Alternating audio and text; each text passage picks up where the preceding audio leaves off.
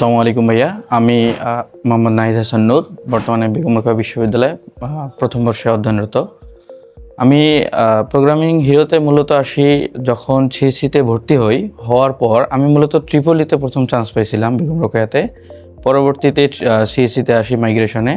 আসার পর সিএসসি সম্পর্কে জানার থেকে আমি ইউটিউবে ভিডিও দেখি, তো ওইখানে ঝঙ্কার মাহবুব ভাইয়ের ভিডিও আসে। ওইখান থেকে প্রোগ্রামিং হিরোর সঙ্গে পরিচিত।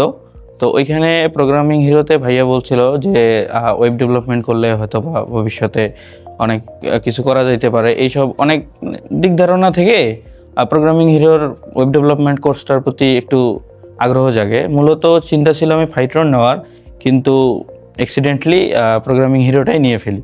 তো ওইখানে যাওয়ার পর ভাইয়াদের মানে ভালোই সব কিছুর দিক দিয়ে ভালোই ছিল। আমি প্রথম মাইলস্টোন আমাদের যেগুলান ছিল ওগুলান করে আমার মনে আছে, মাইলস্টোন বা মডিউলের আমার মনে নেই।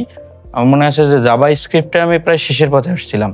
আসার পর আমাদের একাডেমিক পড়াশোনার চাপের ফাইনাল মানে মিড টার্ম চলে আসে, আরও ফ্যামিলি অন্যান্য সব কিছু দিক দিয়ে আমি আর মানে কন্টিনিউ করে উঠতে পারি না। তবে আমি মানে মোটামুটি ওইখান থেকে ওয়েব ডেভেলপমেন্ট সম্পর্কে অনেক ভালো একটা ধারণা পাইছিলাম এবং অনেক কিছু শিখছিলাম, এবং আমি নিজেই কয়েকটা সাইটের মতো আর কি নিজে থেকে যেগুলান মডিউল ভাইয়েরা প্র্যাকটিস দিছিল করছিলাম।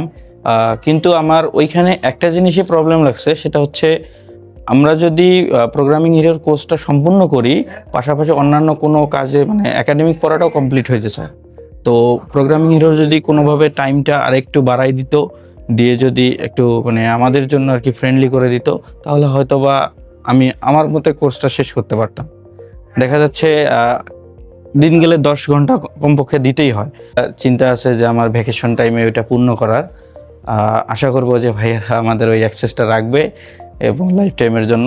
আর আমাদের কোর্সটাতে এবং পরবর্তীতে কোর্স নিলে ভাইয়েরা যেন টাইমটার বিষয়ে আমাদের একটু খেয়াল রাখে।